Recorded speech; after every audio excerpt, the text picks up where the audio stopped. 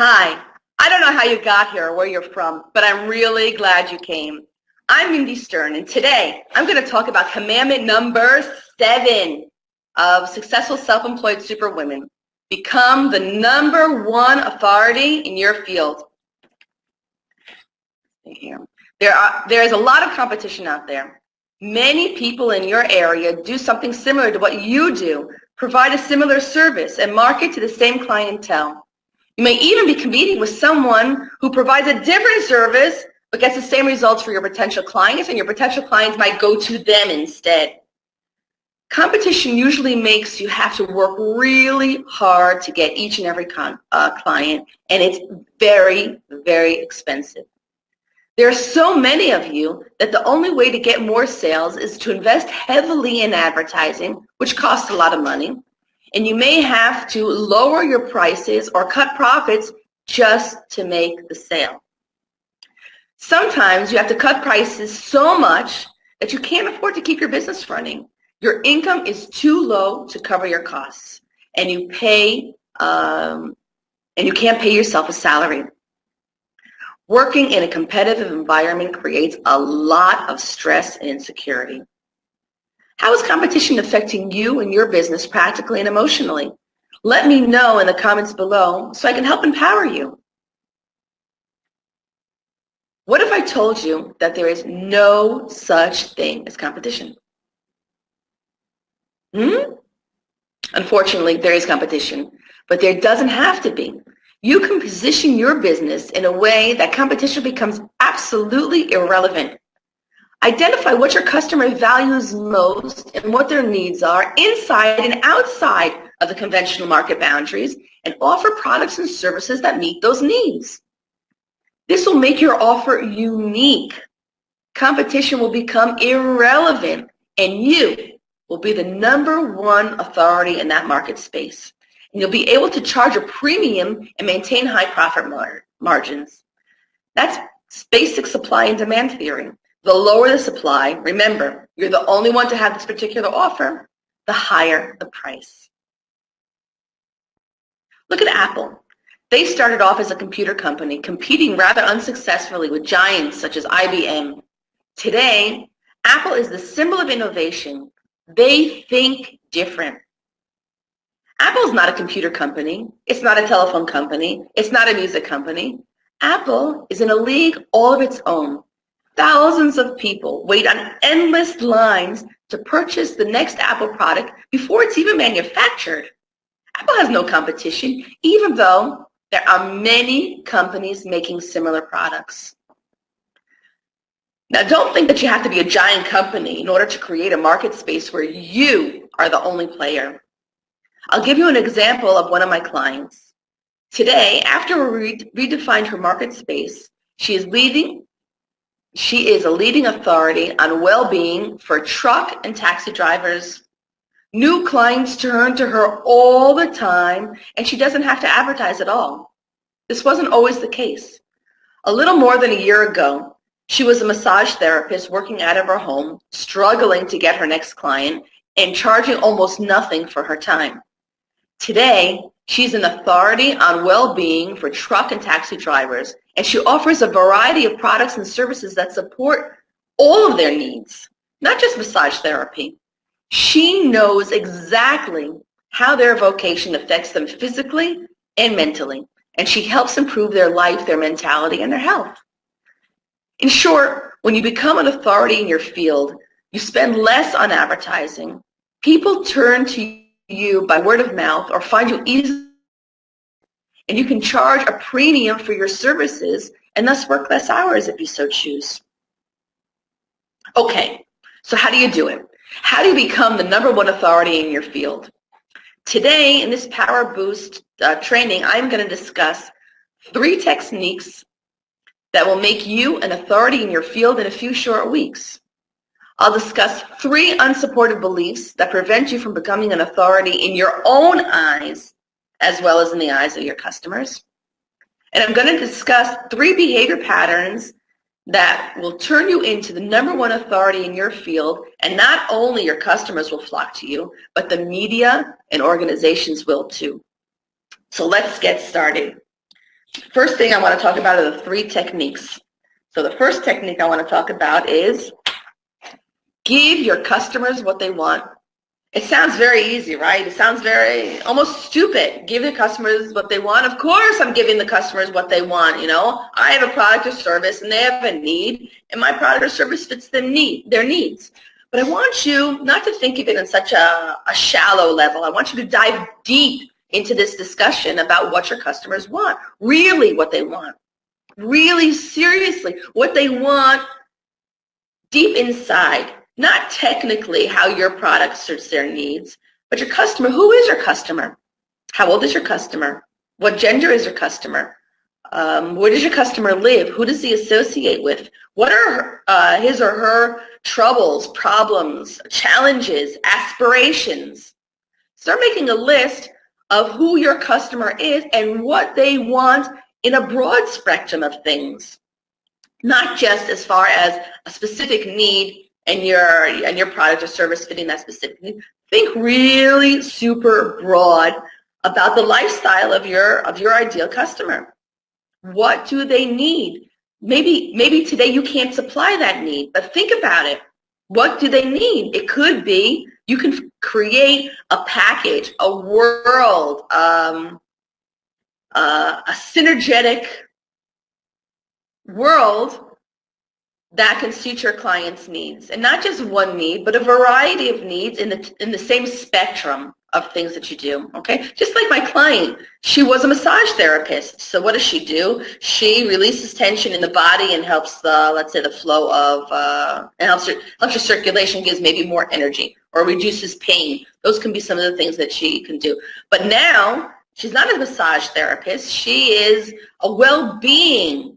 She offers well-being for a very specific group of people. So she knows exactly what hurts them, what bothers them, what circulation's problem, what health issues they have, what dietary issues they have, what issues they might have with their sleep, what issues they might have with their partner, with their relationships, with their families, okay, with managing their time. There's a whole gamut of things that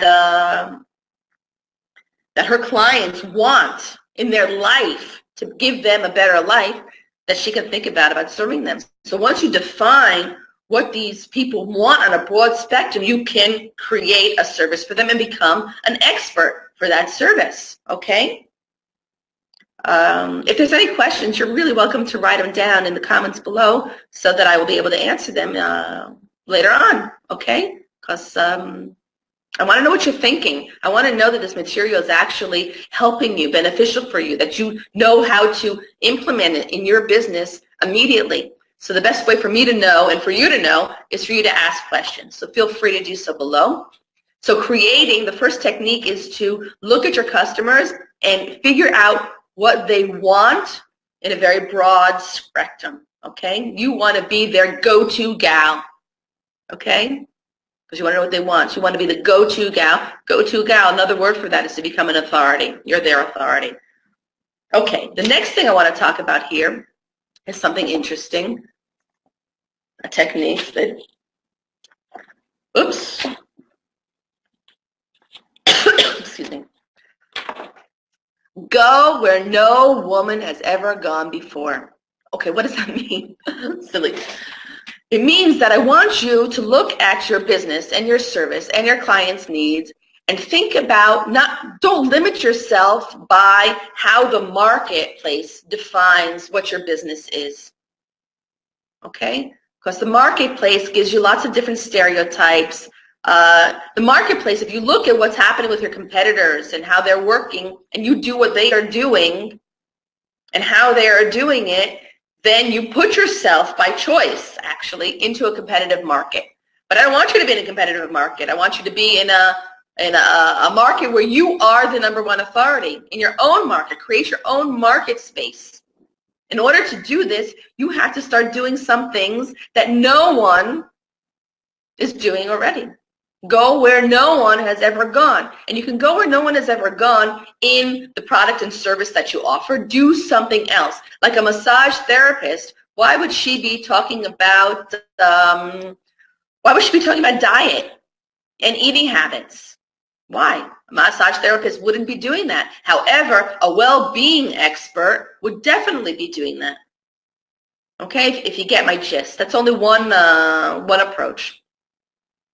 Think about what's not being done. And it could be what's not being done as far as the product or service that you're offering. It could be what's not being done as far as your marketing technique.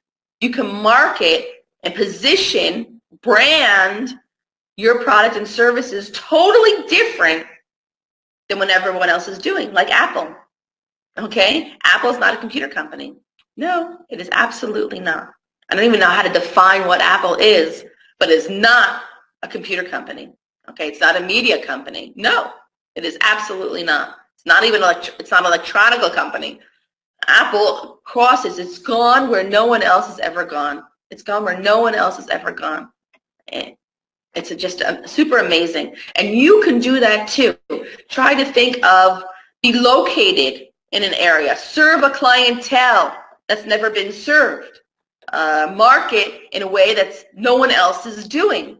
Offer product and services that no one else has. And then, by definition, you become the #1 authority because you have something that is unique to you. Only you can do that. Okay? So that's another way to become a #1 authority. And again, when you are a #1 authority, people turn to you. You make more money. Okay? And you can decide how you want to work. It's as easy as that. Okay? So go where no one has ever gone before. It could be scary. You could even feel that it's silly, stupid, ridiculous. But it's none of the above. You don't have to do what everyone else is doing. Because if you do what everyone else is doing, you are going to struggle just like them. Okay? So who wants to struggle? I don't want to struggle, and I'm sure you don't want to struggle. So start to look for something new and different, unique, that you can become the person for that uniqueness, okay? Even if it's packaging, offer a group of services together that no one else has, that, of course, fit the needs of your ideal client. Okay, there has to be a combination there. Okay, you can't do them separate from one another. You have to give value in all sorts of ways, real value to your clientele. Okay, give them what they want. The third technique I want to talk about is very important. I guess they're all very important. I must say that all the time. This is very important. They're all very important. Okay. Target a very, very, very, very, very, very, very, very, very, very narrow niche market. Very, very narrow, small, not small, narrow niche market. It could very well be, and it was like that for me as well, that you have a product or service that is good for everybody. And it could very well be true for everybody. Coaching is good for everybody. Okay, massage is good for everybody. Computers are good for everybody. All right? They're all good for everybody, or everybody in your market. What you want to do is you do not want to provide a service for everybody because it is very, very difficult to sell to everybody. Okay, then if you sell to everybody, you get into the world of competition. Okay, which we define competition is super duper expensive, and you reduce your profit margins, and it's very hard to grow in a very competitive market. So we want to get you out of competition. The way to get you out of competition is to define for yourself a super small, not small, narrow, a super narrow target market. And I'm going to give you another example. Okay. Let's say you are a hairdresser. Okay, you have a salon for styling hair. And of course, a hairdresser can service everybody. Everybody. Men, women, babies, kids, adults. It doesn't really matter. Everyone. Well, you can only service people who have hair. Okay, people who are bald, they don't need the service. So that maybe narrows it down a little bit, but not very much. Okay, so let's say that you are marketing, and you are one of many. Everyone comes to you. So you can say, okay, If I'm a hairdresser, I need to start speaking a language. I need to start branding myself. I need to start appealing to a certain type of clientele. So you can say, okay, I'm going to deal with men, or I'm going to deal with women, or I'm going to deal with children.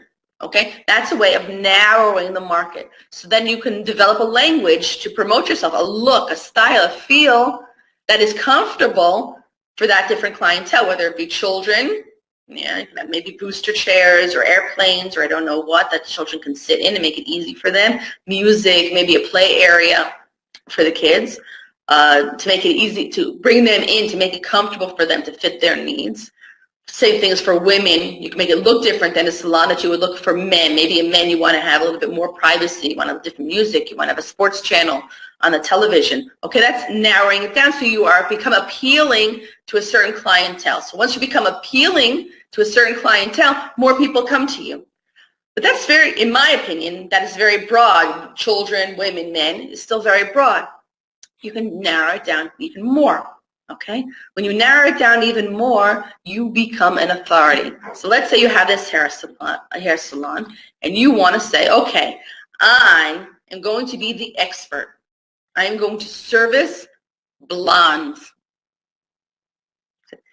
Once you decide, and you have to admit it, that is very narrow. Okay, blonde women, okay?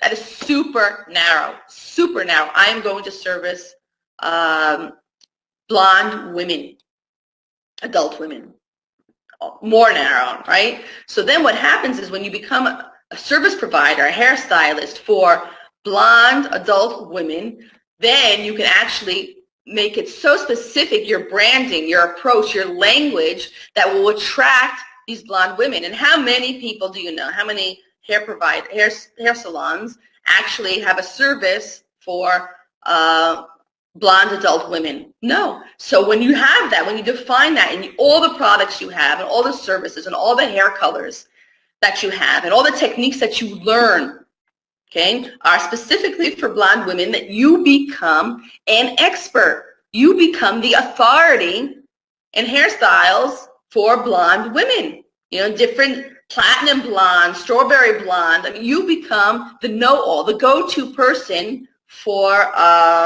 blonde adult women. Now, what happens is when you become that person, because you've defined a very narrow niche market, you become an authority in that field. That's the language that you speak. Okay, that's the vibe you're putting out there. That's the clientele that you get. The people in that market start to talk about you, start to refer you to their friends. And it could be that they're referring you to friends who aren't necessarily blondes. Okay, but you're talking blondes, but it could be that your client is so happy with you and it was so easy to get to you and you provided such a good service that she is going to refer you to her friends who might just be brunettes.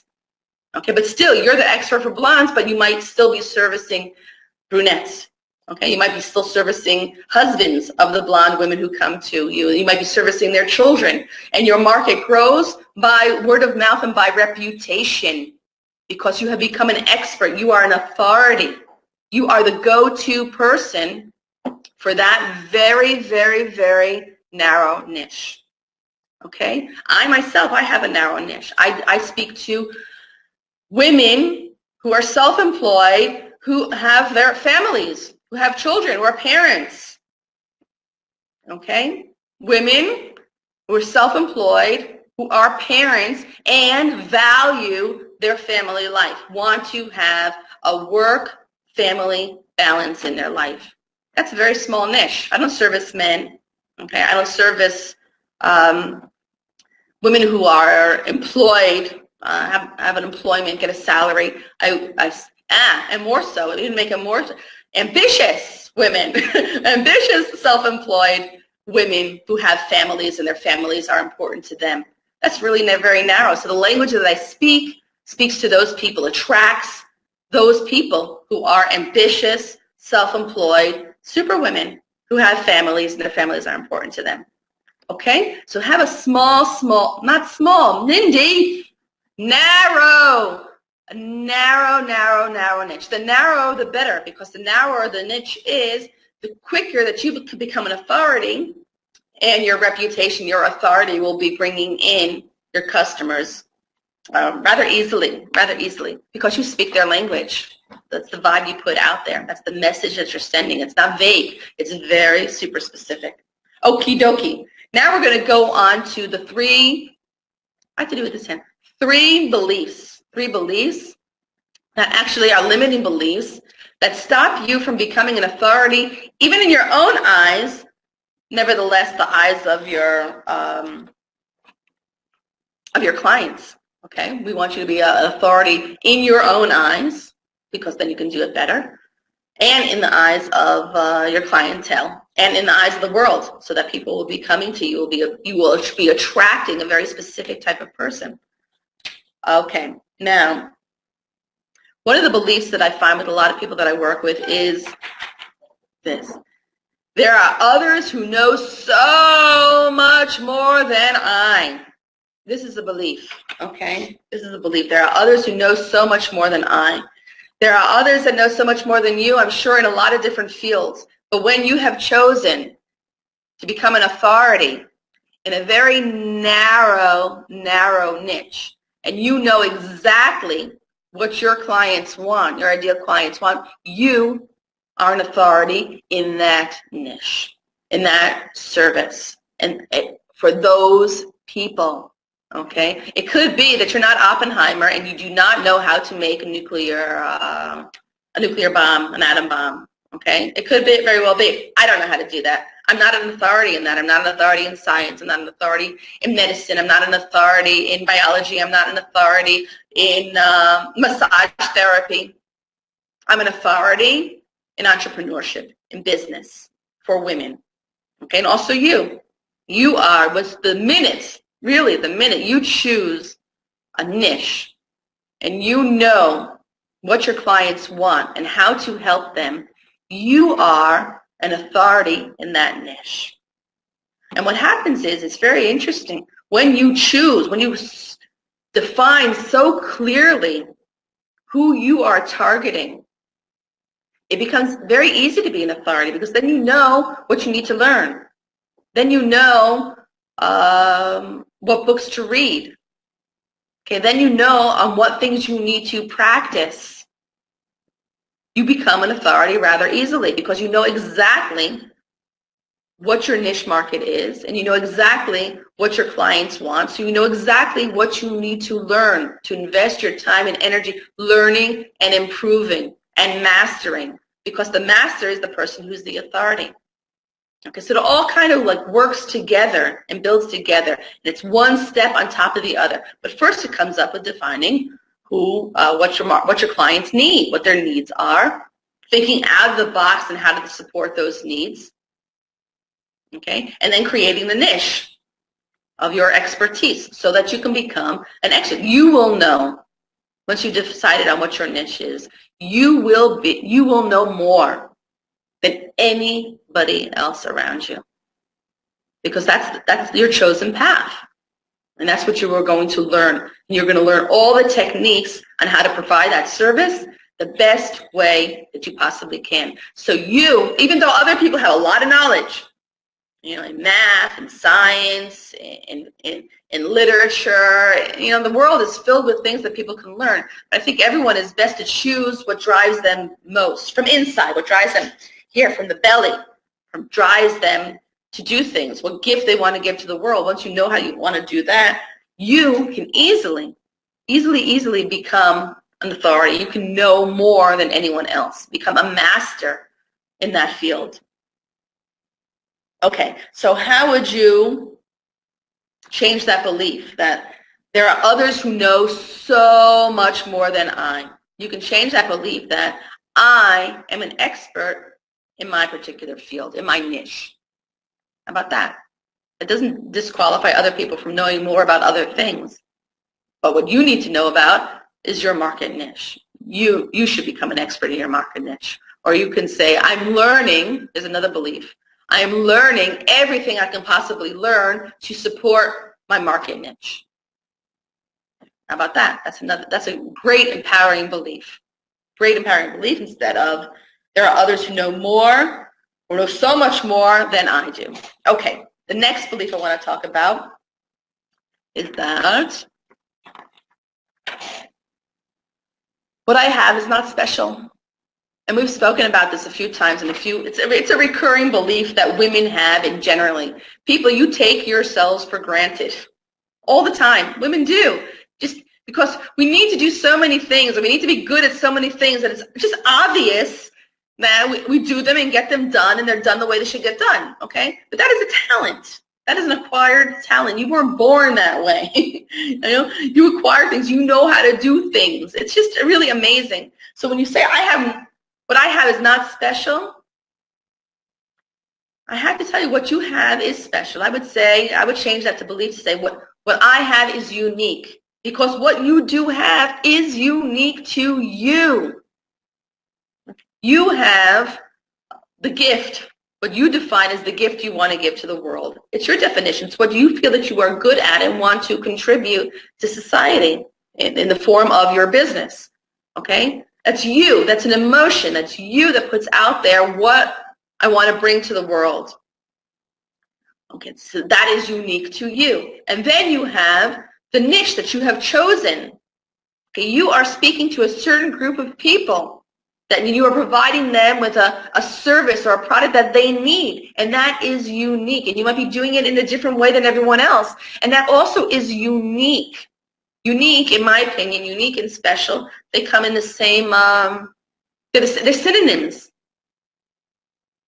Okay, so what you have already, it is special. And then we're going to get to some other behaviors that I want you to take in, but I'm going to give you a little bit of a hint now what it is. When you are giving your gift to your tribe, to the people that you can most serve, you start to develop your own language. Okay, the language of you, the language of your service, the language of your desire to help others, the language of the aspirations of your clients.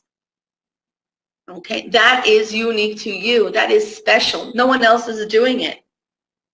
So by definition of choosing your own niche market and taking you away from the competitive world to create your own marketing space, that makes you special. That makes you special. So you can say, what I have is special to those people who need it. That's a good belief to have. Or everything that I know and do is unique to me. Is that true for you? That's true for me. Well, actually, it's true for me because what I have taken from the world, there's a lot of things that I've learned. And then I take my learning and I move it forward. I give it to other people as well. But it's gone through my own Mindy filter. Everything that I learn and do, the seminars I go to, the teachers that I have, the books that I read, it goes through a Mindy filter and comes out the other side with my values, with my mindset, with my intentions. Okay, so that is unique to me, even though the idea of the theory came from someone else. I have embodied it and put it out in a way that is unique to me and what I think are the main points, creativities. I've adapted it to the things that I've learned in my life to make it work in an environment that I think is best. Okay, so even theory, things that I've learned, they are unique. When I present them, when I teach them further, they are unique to me.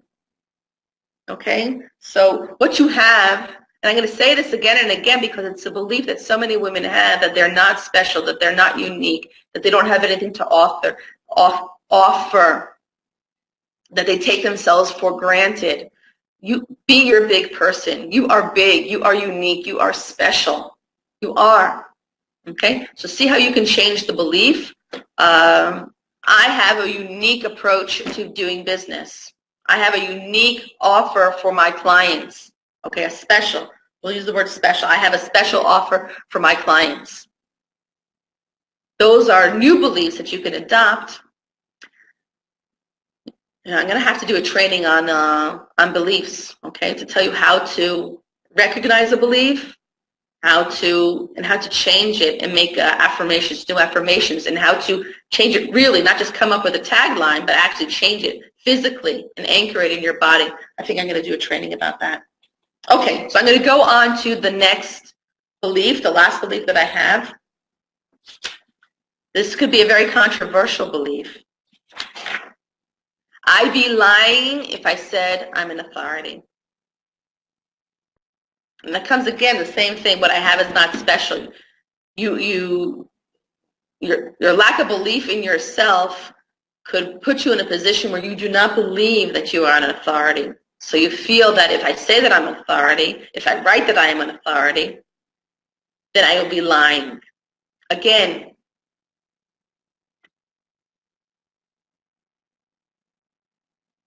if your niche is narrow and you've defined clearly who your market is and what they want, and you do everything that you possibly can, and I mean that, everything that you possibly can to provide value, solution for the need that your clients have in your market niche, you are an authority.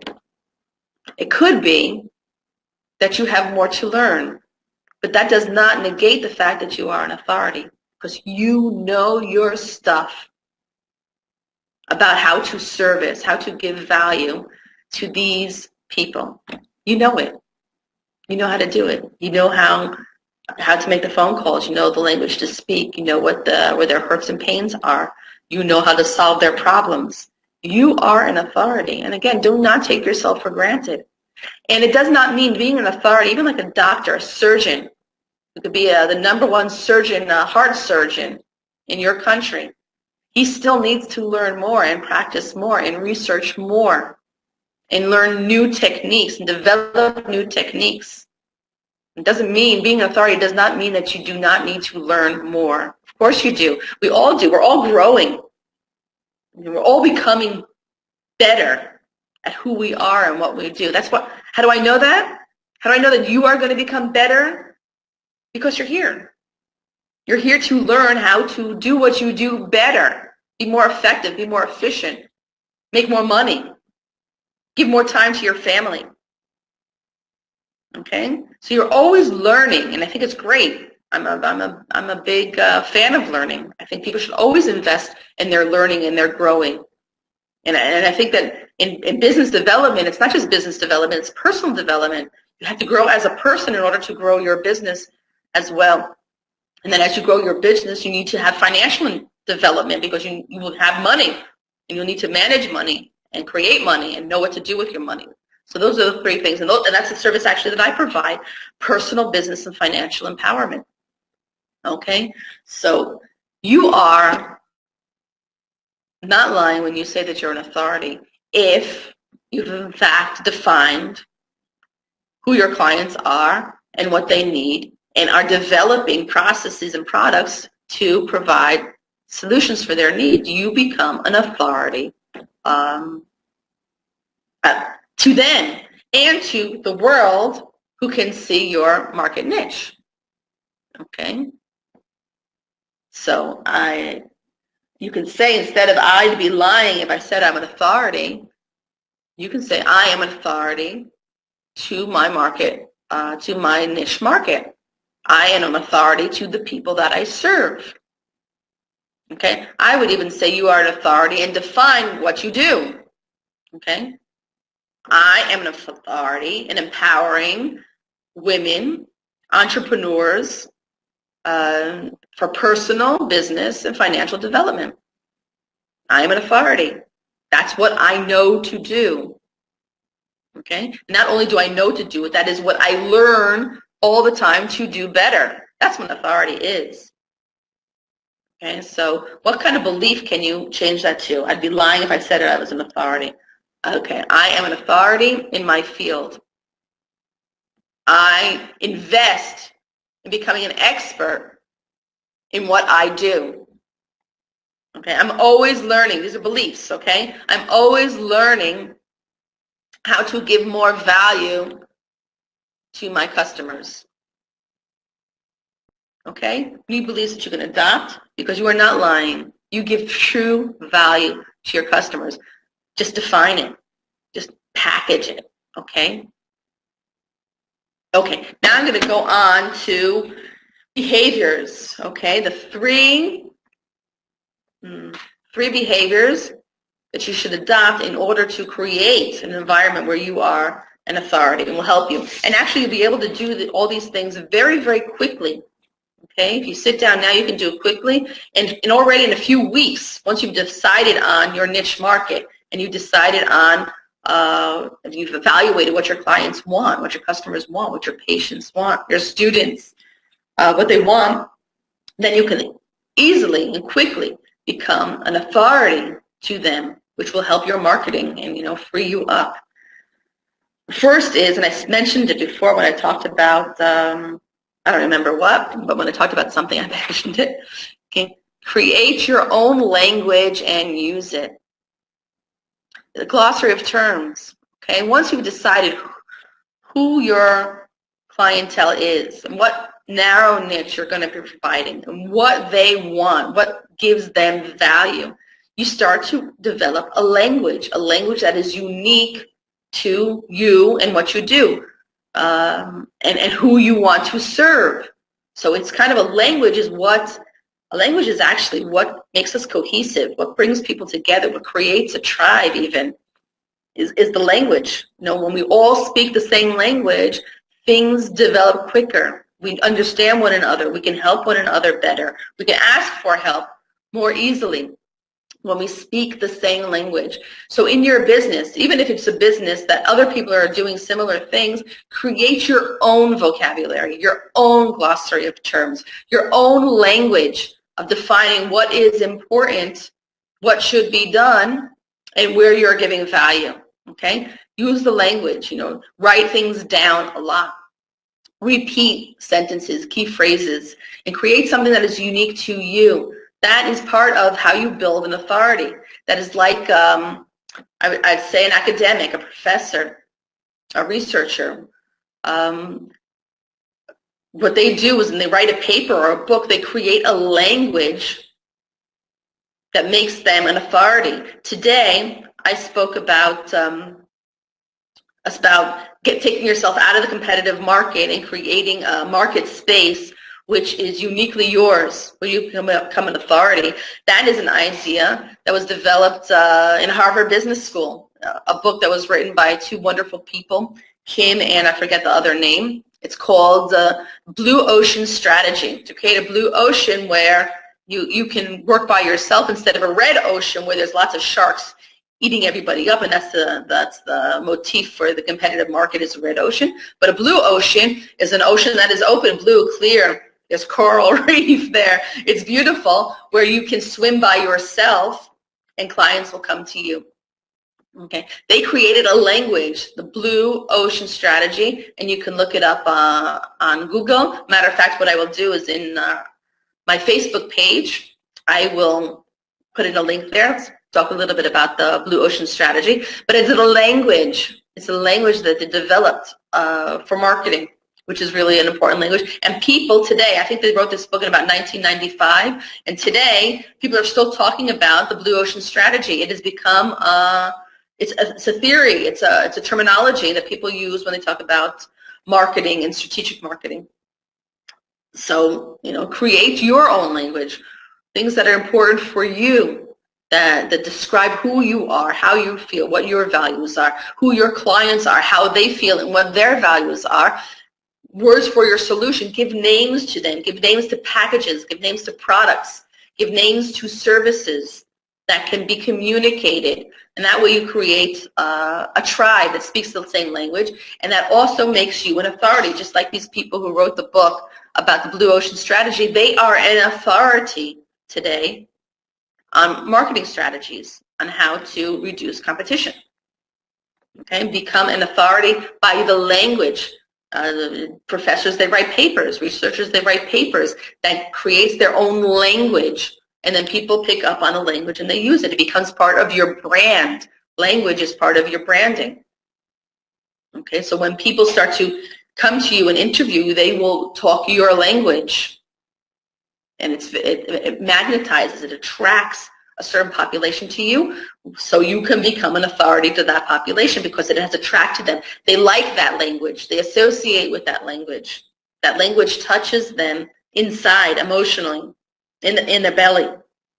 Okay? So language is super duper important, as is everything else. And it happens over time, but it'll happen over time if you start writing it, if you start paying attention to it. Write things down, and then that brings me to my next behavior that I'd like you to adopt. Besides speaking a language and using that language, publish a lot of free content that gives value to your ideal customer. Okay, and I talk about publish the free content. I would say do it on the internet because it's cheap.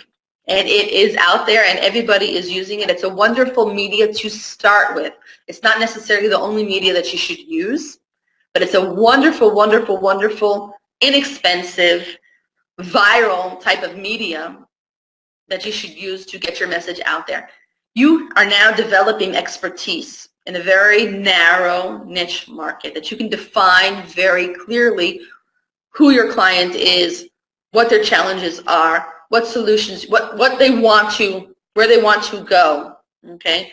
What products and services or what value you give, what their problems are. Talk about it. Talk about it on internet. And there's a lot of different ways that you can publish free content. First of all, start with Facebook. Create a page and start talking your ideals, telling stories, writing down principles, using your language. Offer solutions, offer tips and techniques. You can do this on Facebook. You can write a blog. You can write articles. And this is all for free, right? We don't pay for Facebook. You don't pay for creating a blog, and I can tell you at another time exactly how to do that. You can write articles in online article depositories. Okay, whether it's magazines in your niche market, whether it's in the newspaper, in these articles, e-zines. There's a whole lot of ways to put out there articles that you can write. And each article should be, using your language, understanding what a problem is, a need is of your client, and offering a solution. And you're very likely to say to me, but that's not relevant for my business because I am a debt collector. So what am I going to write about? Because, I'm collecting debt for people. And what are you going to write about? You are going to write about that. Maybe from two sides of the coin. Why the client is getting in debt and what the techniques are not to get in debt. Okay, or on the other side, what your customer who actually wants you to collect the debt for them, what they should do to prevent the situation that clients will get into debt. Okay, or that clients will not pay them. Okay, so there's all sorts of things that you probably know how to do because you're in association also with the company who has debt, or clients who are on debt, and also the debtor. So you know the psychology of both sides of the spectrum, so you can teach both sides of the spectrum how to do it. Or you can teach how to, if you owe a company money, how do you address them and how do you pay off that debt in the most appropriate way without having the debt collector having to come and get you. And you might think that's counterintuitive, that I'm going to tell them how to do something that in the end they won't need my services. Trust me, they will need your services. And your services can develop into a lot of different things once you identify the needs, okay?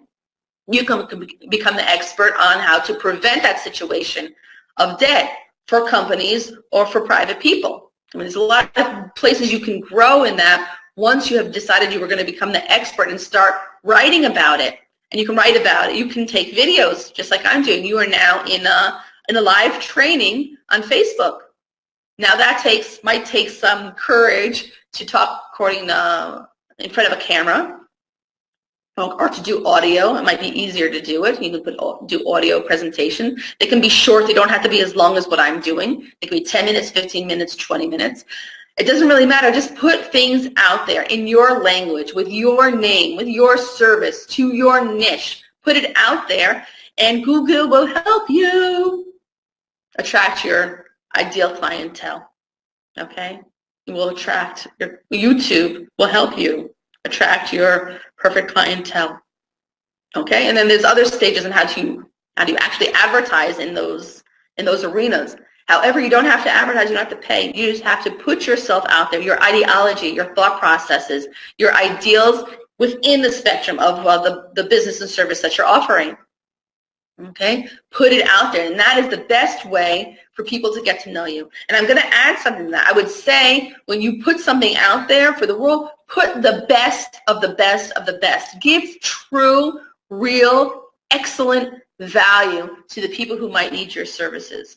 Because once they hear from you what they need to do, and it works, and it speaks their language, and it's fast, and it's quick, and it's convenient, and it's right on target, then they will say, wow, when they have a problem, they will turn to you and become customers because they know that you are going to give them the best solutions. There are people who start giving, start publishing things on the internet, and they give you like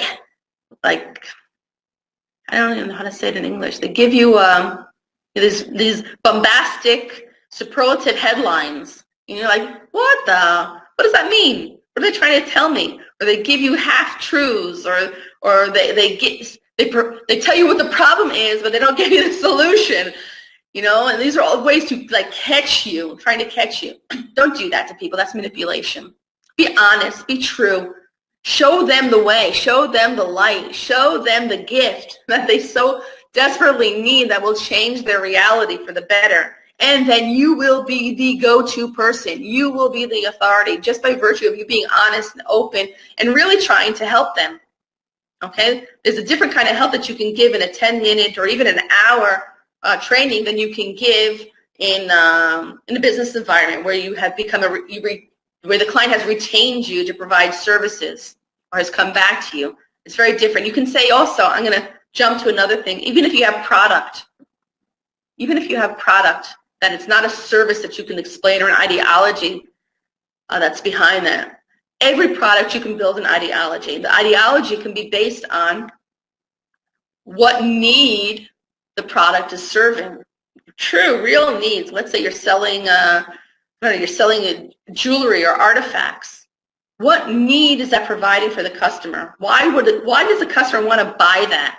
What is urgent, or what emotion comes up when the customer thinks or tries to decide what to buy? If it's jewelry, if it's artifacts, if it's paint, flooring, a car, tires, an auto mechanic, even whatever it is that they're going to buy, there's a reason that they are buying it. So start talking about the reasons that they are buying it, and that will make you an authority. Okay? And that is also how, when you are out there in that cloud on the internet out there, and people are searching for information, they will find the people who will find you are the people that you are talking about, because they're talking about the same values. Those are the words that you're using. Okay, you attract a like tribe. You attract those people that you need, and you will actually attract also media, newspapers, television, radio, that are looking for items to present, and you will attract organizations that are looking for solutions for their organizations, whether it be internally or externally to give. So get on out there and start publishing a lot of free content, okay, so people can get to know you.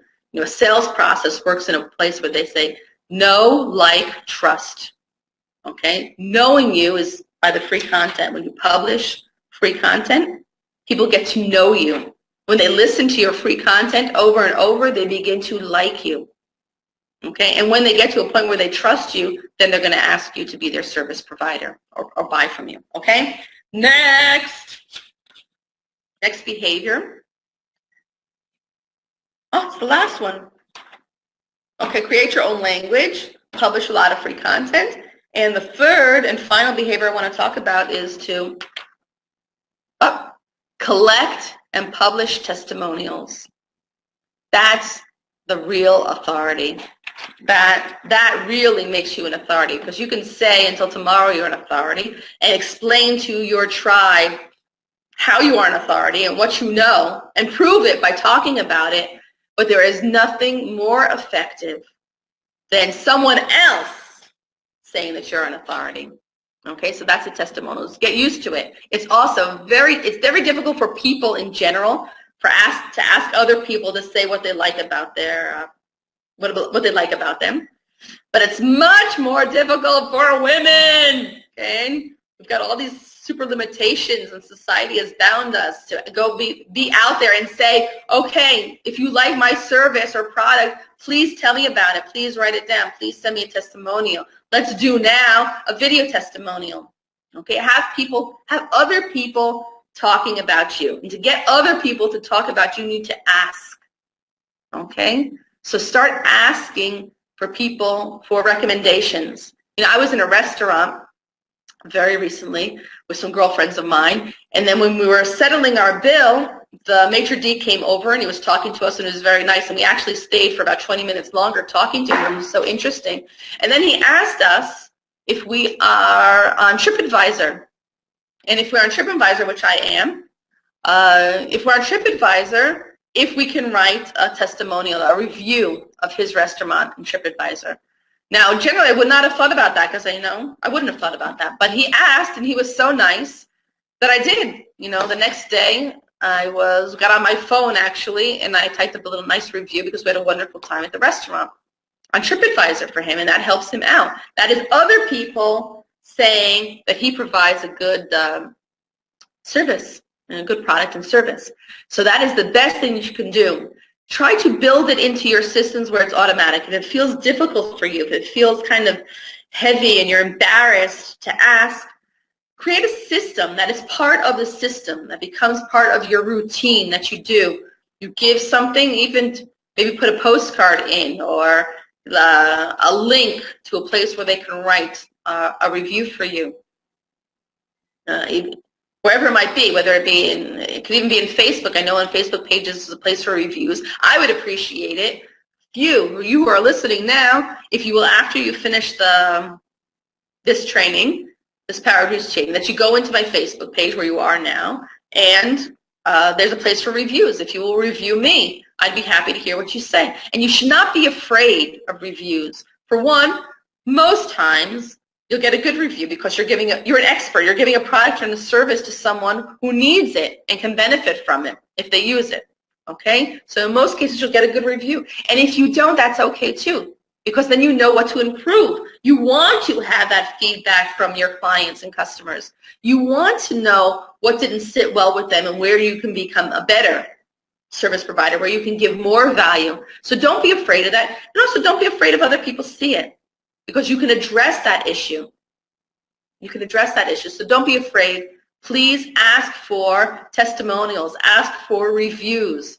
Ask for feedback from your clients and customers, and you can put it into systems where it becomes less, for you, less personal. If it's part of a procedure that you have, or a documentation, or an automatic letter that goes out, it could be easier for you. But make sure that it's done.